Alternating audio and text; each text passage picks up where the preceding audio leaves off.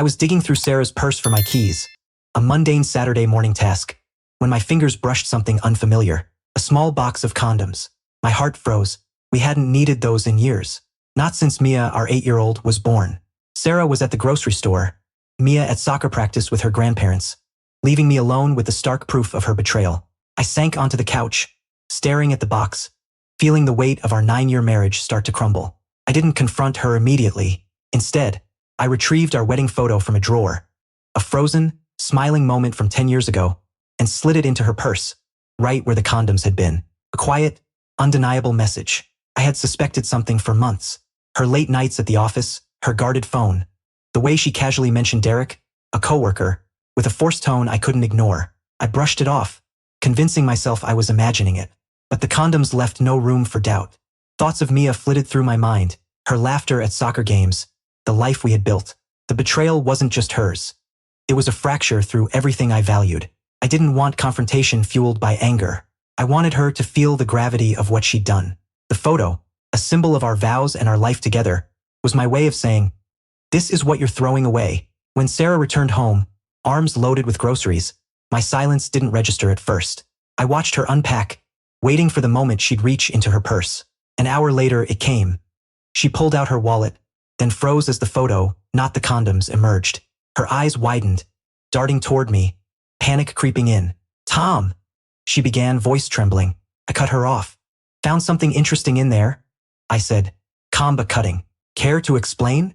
Her face drained of color, and for the first time in months, she had no excuse ready. "It's not what you think," she stammered, voice breaking. The thin lie. I leaned back, the photo resting on the coffee table between us. "Then what is it?" I asked. "Because we don't use those, Sarah. Not with each other." She sank onto the couch, tears welling, and confessed. "Derek, a few times. A mistake," she insisted, meant nothing, though it meant everything. I thought of Mia, her trust, the world we'd built together, now trembling because of a secret she brought into our home. "You brought this into our life," I said, pointing to the photo. "You broke this." I didn't stay that night. I packed a bag, kissed Mia's soccer ball for luck while she was still at practice, and drove to a motel. Sarah's phone exploded with texts. Apologies, promises to end it with Derek, desperate pleas for me to come back. I didn't respond. The wedding photo had spoken, a quiet, brutal reminder of her betrayal. I thought back to the early years when Sarah laughed with me, not past me. Her affair, her secret rendezvous with Derek, a man I'd met at office parties, shaking hands and smiling, tainted every memory. Later, I accessed our shared cloud account and recovered deleted texts from Derek, thanks to knowing her password. Plans for a weekend away while I was supposedly out of town. Every message reopened the wound, but I saved them, not just for potential court use, but as a reminder of why I couldn't stay. Condoms were bad enough, but the premeditation and deceit cut deeper. Mia's soccer games, her joyous chatter, became my lifeline through the pain. Sarah appeared at the motel the next day, eyes red, clutching the wedding photo I'd left in her purse. "I was stupid," she admitted. "I love you, Tom." But love wasn't enough. Not after she chose Derek, not after she hid condoms in her purse like I didn't matter. "You replaced me," I said, quietly but firmly. "That photo is all you've got left of us." She wept, but I didn't reach for her. Her betrayal had shattered years of trust. I didn't know if it could be repaired. That weekend, I took Mia to her soccer game. Her laughter and energy became my anchor.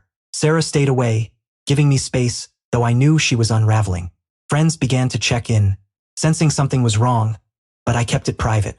The wedding photo had done its work. It stopped her lies cold and forced her to confront what she'd done. I didn't yet know if I would pursue divorce or attempt counseling for Mia's sake, but I knew I could not remain with someone carrying condoms for another man. At the game, Mia scored. Her grin lit up the field.